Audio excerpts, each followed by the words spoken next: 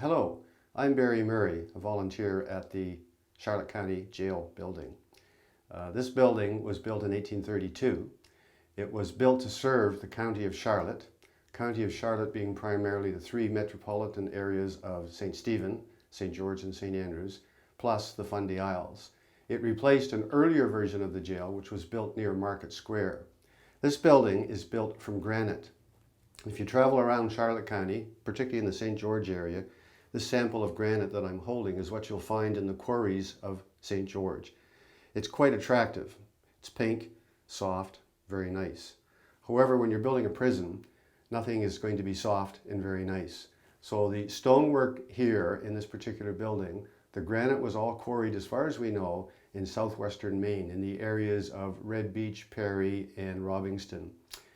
The outside walls are about 2 feet thick. The inside walls are about 2 feet thick. Downstairs in the jail, you'll find 10 cells. Upstairs, you'll find 4 cells. The cells upstairs are a little larger, a little more homey, if that's at all possible in a jail, and they housed the women, the children, and the debtors. And yes, I did say children. The cells downstairs, of which there are 10, are approximately 6 feet by 8 feet. Not particularly comfortable, and when we go inside, I'll prove that to you. This door behind me was the first entrance to the jail. A significant piece of steel, as you can see. And the second gated door, which provided a little bit of ventilation, I'll now open for you.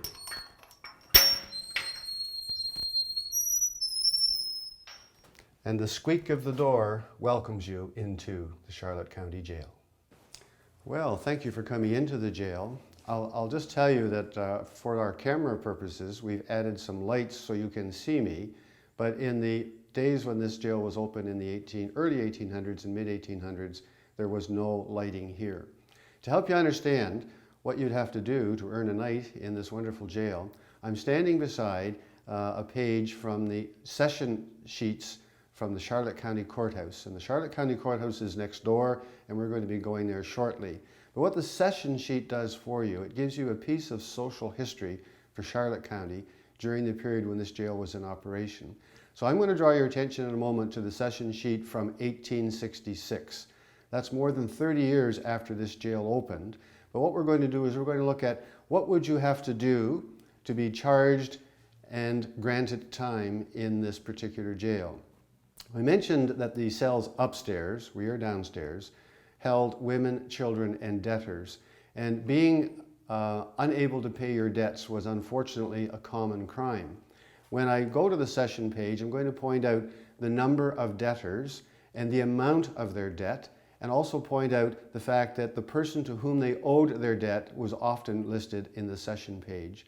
Once the court found you guilty of not paying your debt, you would be sent to the jail. Unless, of course, your friend or your neighbor met you at the front door of the courthouse and paid the amount of your debt, at which point you would go home. Or you might come into the jail and spend 1 night, 2 nights, 3 nights, and a friend or relative would come in and pay your debt. You would go home. Failing that, at the discretion of the jailer, you would spend time here. This is where the popular expression, paying your debt to society, comes from. So let me introduce you to some of the debtors. Here we have James Carter, who entered this prison on October the 6th, 1866. He was a debtor, so the cause of commitment is debt.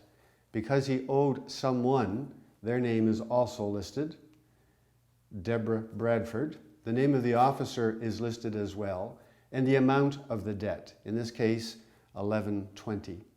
The disposition for James Carter tells me that 10 days later, a Robert Armstrong came by endorsed financial commitment and paid the debt. You'll notice I have debt, debt, debt, debt, debt. Lots of folks found themselves in this set of circumstances. Other crimes, causes of commitment, were drunkenness, assaulting a constable, larceny, assault, and more drunkenness. This session sheet is not unlike other session sheets. It tells the social history of Charlotte County. In the month of November, there were a large number of folks incarcerated for drunkenness. When I show you the cells, I'll show you how drunkenness was dealt with. As I move down on the session sheet, the next cause of commitment I'm going to note is a gentleman by the name of William Randolph, who was found guilty of being bastardly. And one would wonder perhaps what bastardly means. If I look at the cause of commitment, St. Stephen Parish, in other words, the church found this parishioner guilty of being bastardly. And being bastardly meant that he was the father of a child out of wedlock. The complainant in this case was the parish of St. Stephen, the church. Church brought charges against Mr. Randolph. He appeared in the court. The court found him guilty. He was incarcerated here in February of 1866 and released later on in the spring in May of 1866. The remarks on the session sheet tell us very clearly that this account was settled by the parish through parish endorsement. So the moral of the story is pay attention to your parish. The next story is Sarah Oliver. Sarah was found guilty of murder. This was no uncommon murder in the time. She was having an affair with a married man. And as our research tells us, she met this particular lover one night on the street corner in St. George. An argument ensued. Sarah reached over to the local picket fence, pulled a picket off the fence, and schmucked him over the head. He fell to the ground. Sarah panicked, and she left. Well, the dead man's body the next day caused the police to come to Sarah's home and arrest her. She appeared in the Charlotte County Courthouse, charged with murder, and a panel of peers found her guilty of murder. She was incarcerated here with a sentence to be executed. While Sarah was here, she assisted the jailer's wife in a number of the domestic duties, feeding the prisoners, cleaning the cells. So some time elapsed between coming to the jail and her stated date of execution.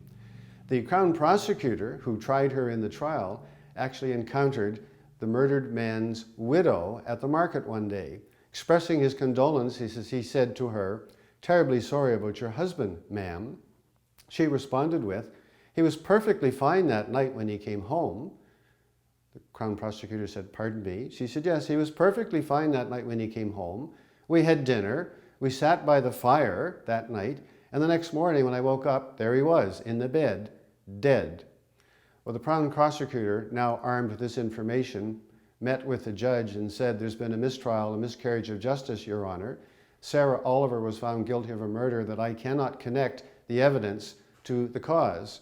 Therefore, the session sheet tells us that Sarah was released because the murder could not be associated with her." You might think that's the rest of the story, but for another day when you come to visit, I'll also tell you the story of Sarah returning here, also charged with murder 6 months later. Stay tuned. Now, let me introduce you to your accommodations. The cell that I'm going to bring you into is a typical cell, one of the 8 cells downstairs, 6 feet by 8 feet.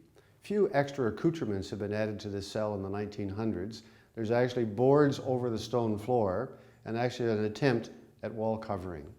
The door that allows you into your accommodations for the evening has a large 2.5-foot step. And that's a design feature built into this particular jail. If we had someone here charged with drunkenness and the jailer for some reason had to open the door, the last thing the jailer wanted was the prisoner charging him from the door. So the 2-foot granite step is called a stumble step. It would cause the individual to stumble rather than to fall out. The other design feature is actually the size, the very small size of the door opening.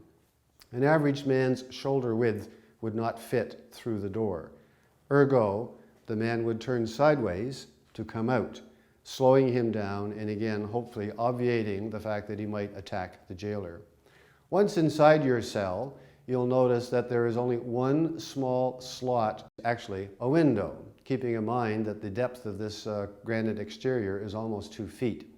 The window was your only light and your only ventilation.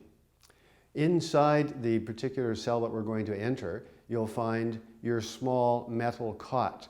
As you entered the building after you left the courthouse, you'd be handed a large canvas bag that's called a ticking. You'd be invited to help yourself to the straw and stuff it inside the ticking. That became your mattress. And that was your mattress for the next 30 days. Whether you had enough straw in it or not didn't matter. You could only petition the jailer after a month of incarceration for additional straw. The size of the cell tells you that there's not much room to maneuver inside. The only exercise that the inmates would have would be actually to exit the cell and come out into the hall or the corridor where I'm standing now. We've chosen this particular cell for your tour because it has a storied past. There have been inmates here who've been charged with pretty heinous crimes, up to and including murder. And the last public execution from this particular building occurred in 1942.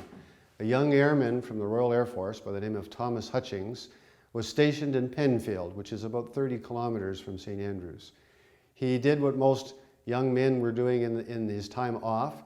He went to a local dance hall and danced with a young lady. The young lady's name was Bernice Connors. Around 11:10 that evening, Bernice and Thomas left the dance hall. Thomas returned about 40 minutes later, joined his mates from the RAF and went back to the base. The next day, Bernice's parents discovered Bernice had not returned from the dance. The police were called, a search was conducted, and Bernice's body was found in a shallow grave in Dead Man's Harbor, just a few short distance away from the dance hall. She had been raped and murdered. Thomas was the initial suspect. He was arrested, taken to this jail, and that's why we've selected this particular cell, is to tell you Thomas's story, because this is Thomas's cell. Thomas spent almost his entire period of incarceration in the Charlotte County Jail, except for a short period of time in provincial jail in St. John when they were determining the charges.